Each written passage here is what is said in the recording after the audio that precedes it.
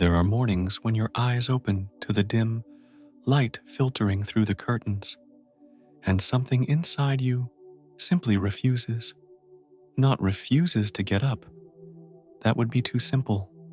Something deeper refuses to continue the performance. Your limbs feel as though they've been filled with lead. Your chest carries a weight that has nothing to do with the air you breathe.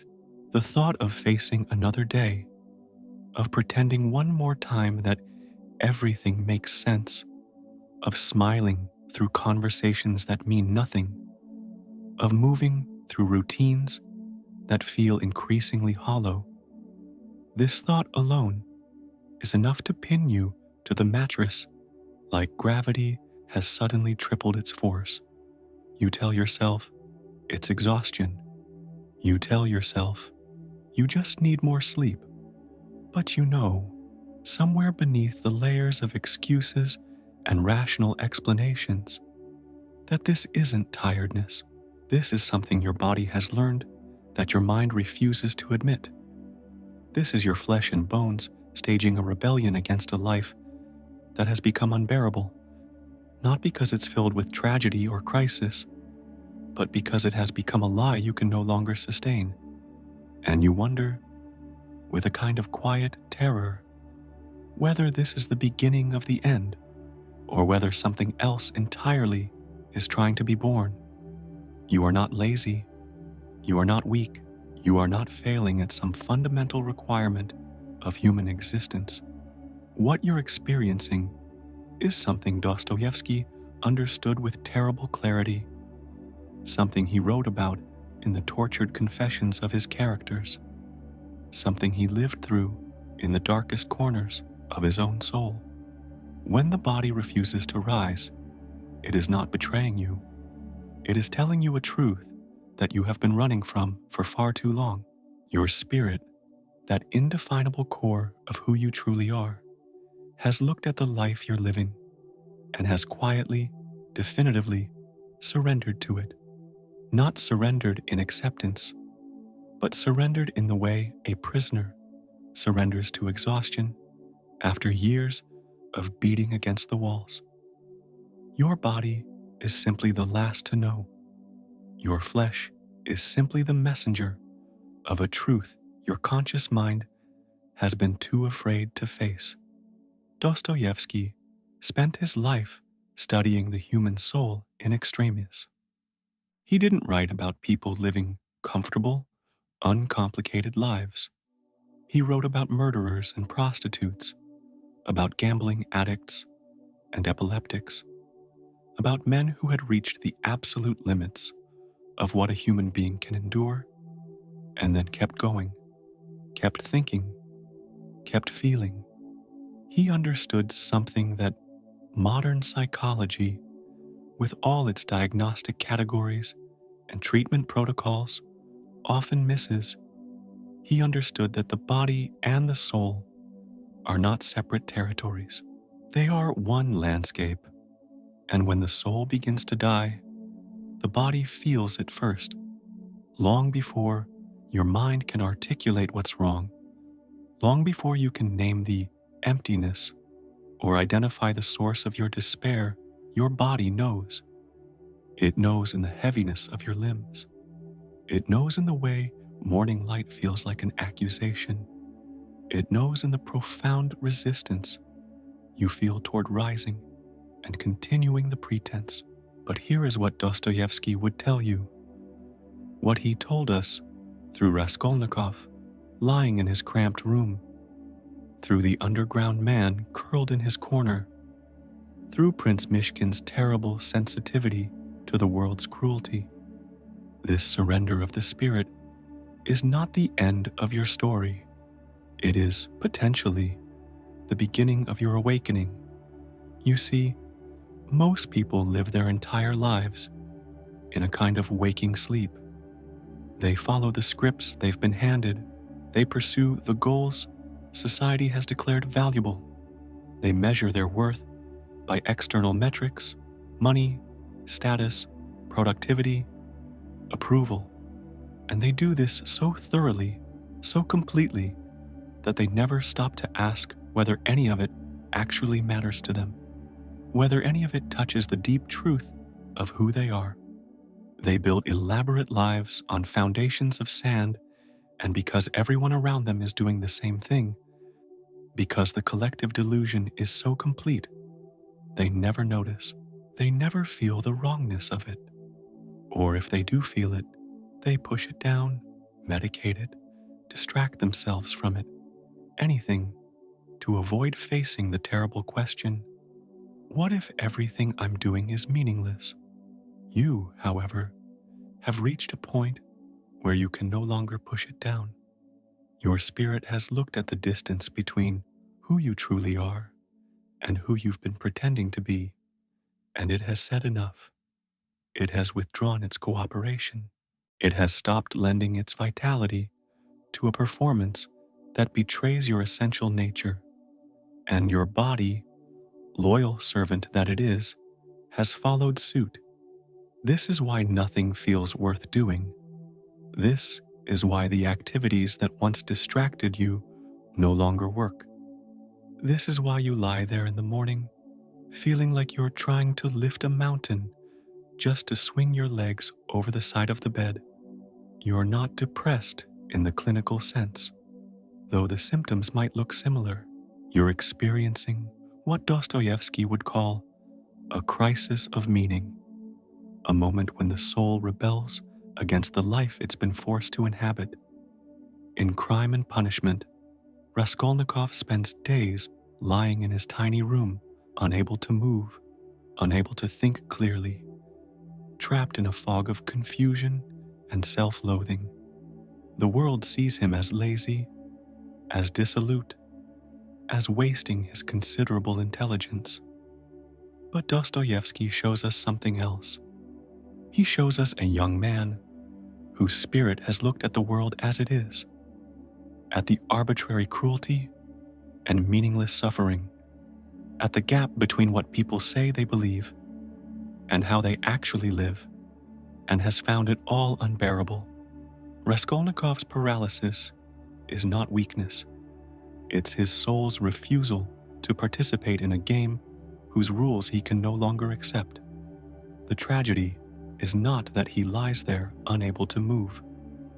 The tragedy is what he does when he finally forces himself to move without having resolved the deeper crisis, without having found a new foundation to stand on. You are in Raskolnikov's room right now. Not literally, of course, but spiritually. You are in that liminal space between the life you can no longer sustain and the life you have not yet found the courage to imagine. This is a dangerous place. Dostoevsky knew how dangerous it is, because from this place, you can go in several directions. You can force yourself back into the old patterns, override your body's wisdom with sheer willpower, and return to the performance.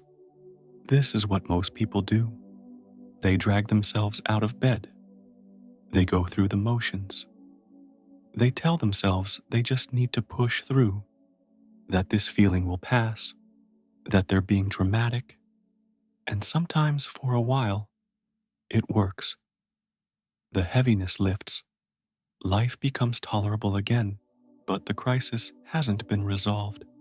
It's been postponed, and it will return, usually with greater force, usually at a moment when you're even less prepared to face it. Or you can stay in the paralysis. You can let the heaviness win. You can sink deeper into the fog. Tell yourself that nothing matters anyway, that effort is pointless, that the world is too broken and you are too small to make any difference. This is the path of the underground man. Dostoevsky's portrait of brilliant, corrosive despair. The underground man sees everything clearly. He sees through all the lies, all the pretenses, all the comfortable delusions that let other people sleep peacefully at night. And his clarity destroys him. He becomes so identified with his refusal, so attached to his position of bitter observer that he loses the ability to participate in life at all.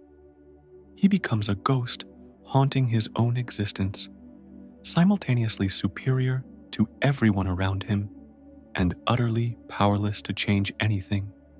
But there is a third path, and this is the path Dostoevsky points toward through his most luminous characters, through Prince Mishkin and Alyosha Karamazov. This is the path of using the crisis as a doorway, of allowing the surrender of your spirit to become not an ending, but a clearing away. You see, the reason your spirit has surrendered is not because life itself is meaningless. It's because the particular life you've been living, the specific roles you've been playing, the persona you've constructed to navigate the world, these things have become incompatible with your soul's deepest nature. Something in you knows this. Something in you has been trying to tell you this for months, maybe years, and finally, unable to get your attention any other way, it has simply stopped cooperating. What if you listen to it?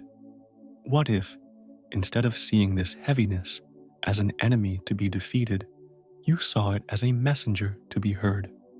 Your body is not betraying you by refusing to rise.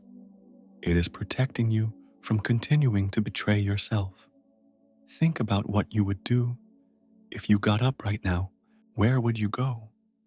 What would you do? Who would you pretend to be?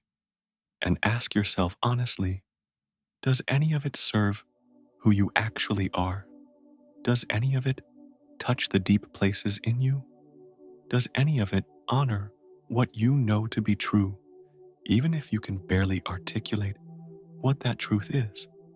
Dostoevsky understood that human beings are not meant to live on the surface. We are creatures of depth, of soul, of ultimate questions and profound yearnings.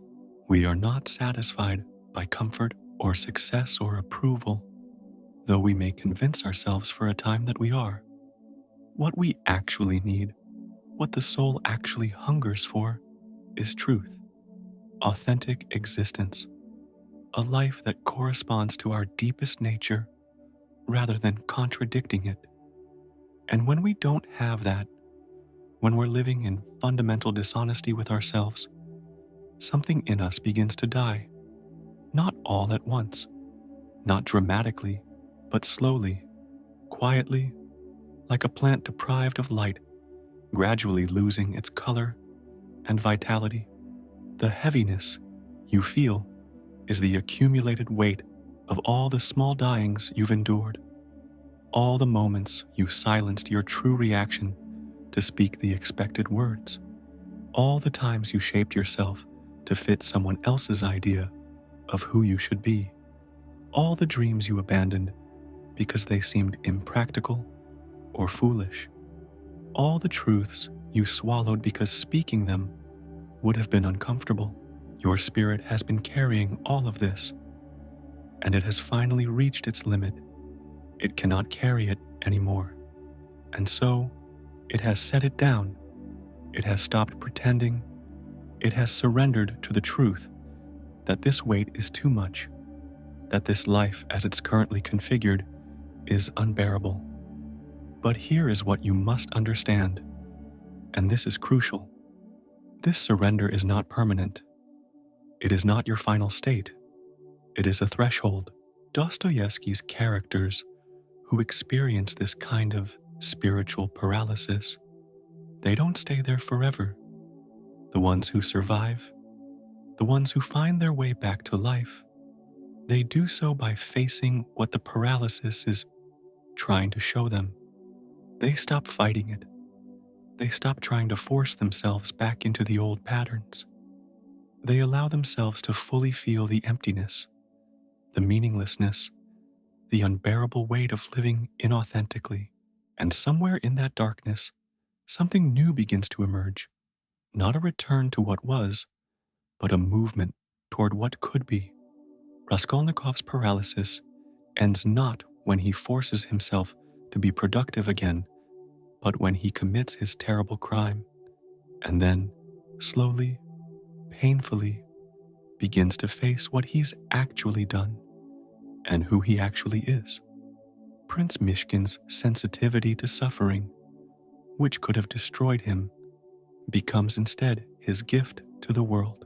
Alyosha's crisis of faith, his dark night in the monastery, becomes the crucible in which a deeper, more authentic faith is forged. The pattern is always the same. The crisis is not the problem. The crisis is the doorway. But you have to be willing to walk through it rather than trying to go around it or force it shut. What does this mean practically? It means that right now, in this moment of heaviness, you have a choice, not the false choice between getting up or staying down, between being productive or being lazy. That's not the real choice. The real choice is between continuing to live on autopilot or beginning to live consciously, between maintaining the persona you've constructed or starting to discover who you actually are beneath it, between seeking comfort and seeking truth. This choice will terrify you. It should terrify you, because choosing truth means you don't know where you'll end up. It means you might have to change everything: your job, your relationships, your entire understanding of what a successful life looks like. It means you might have to disappoint people. You might have to let go of identities you've invested years in building. You might have to admit that you've been wrong about fundamental things. But here is what Dostoevsky knew, what he tried to tell us through every word he wrote. The terror of transformation is nothing compared to the slow death of living inauthentically. You think you're afraid of change. You think you're afraid of the unknown. But what you're actually afraid of is staying exactly where you are for the rest of your life. That's the real nightmare. That's what your body is trying to save you from by refusing to rise. It's saying, if this is all there is, if this is what getting up means, then I'd rather stay here in this bed. I'd rather be paralyzed than continue the charade. Listen to it. Not by staying in bed forever. That's not what I'm suggesting. But by acknowledging what it's telling you, by admitting that something fundamental needs to change. You don't have to know what yet. You don't have to have a plan. You don't have to fix everything today. But you do have to stop pretending that everything is fine. You have to stop forcing yourself back into a mold that no longer fits. You have to create some space, some silence, some emptiness, where something new can begin to emerge. Dostoevsky's characters often find that space through suffering, through crisis, through being broken open by circumstances they can't control. You're being offered something similar, but you're being offered it before complete breakdown forces it on you. Your body's refusal to rise is a mercy, though it doesn't feel like one. It's stopping you before you go so far down the wrong path that the journey back becomes impossibly difficult. It's giving you a chance to pause, to reconsider, to ask the questions you've been avoiding. What do you actually want? Not what you think you should want. Not what would make your parents proud, or your friends envious, or society approve. What do you, the deepest you, the part of you that exists before all the conditioning and expectations and fear, what does that part of you want? What would a life lived in service to that deep self look like? It probably wouldn't look anything like what you've been taught to strive for. It probably wouldn't make sense to most people around you. It might be smaller in some ways, quieter, less impressive from the outside, or it might be bigger, riskier, more demanding of your courage than anything you've attempted so far. You won't know until you ask. You won't know until you stop long enough to listen. And right now, your body is creating that stopping, that silence, that necessary pause. It's holding you in place until you pay attention, until you acknowledge that the emperor has no clothes, that the life you've been living is built on foundations that won't hold, that something has to give. This acknowledgement is terrifying. It feels like death. And in a way, it is death. It's the death of who you thought you were, who you've been trying to be, who you've presented to the world. But death and rebirth are not separate processes. They're the same process, seen from different angles. When the body refuses to rise because the spirit has surrendered, what's actually happening is this. Your old self is dying, so your true self can finally be born. The surrender is not defeat. It's a clearing away. It's your soul saying, I cannot do this anymore. I cannot keep pretending. I cannot keep sacrificing myself to maintain this image, this role, this acceptable version of a human life. I need something real. I need truth. I need to live from my actual center rather than from the circumference where I've been trying to please everyone and belong nowhere. This is sacred work you're being called to. This is the most important work you'll ever do, not the work of your job or your responsibilities or your social obligations. The work of becoming who you actually are, of aligning your outer life with your inner truth, of closing the gap between the face you show the world and the face you see in the mirror when no one else is watching. Dostoevsky spent his entire life exploring this gap, this terrible distance between who we are and who we pretend to be. He knew that most people never bridge it. They live and die strangers to themselves, acting out roles they never chose, pursuing goals that mean nothing to them, wondering why nothing ever feels quite real or quite satisfying. But some people, a few people, wake up. They stop. They allow the crisis to crack them open. They let the heaviness have its say. And then, slowly, carefully, they begin to build something new. Not a better version of the old lie, but something fundamentally different. A life organized around truth rather than appearance. A life that might look strange to others, but feels finally, devastatingly right to them. This is what's available to you now. This is the gift hidden in your paralysis. Your spirit has surrendered to what was, but it has not surrendered to what could be. It's waiting, it's watching, it's ready to rise, but only for something worth rising for, only for a life that honors rather than betrays it. So when the morning comes and your body refuses to move, don't curse it, don't force it, don't treat it as an enemy. Listen to it instead. Ask it what it's trying to tell you.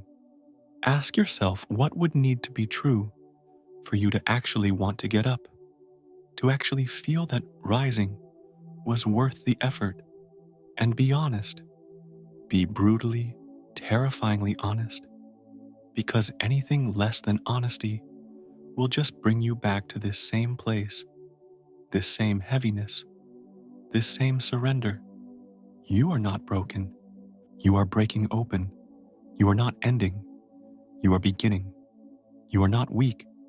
You are finally, after all this time, becoming strong enough to face the truth. Your body's refusal to rise is the first honest thing that's happened to you in a long time. Honor it. Let it teach you.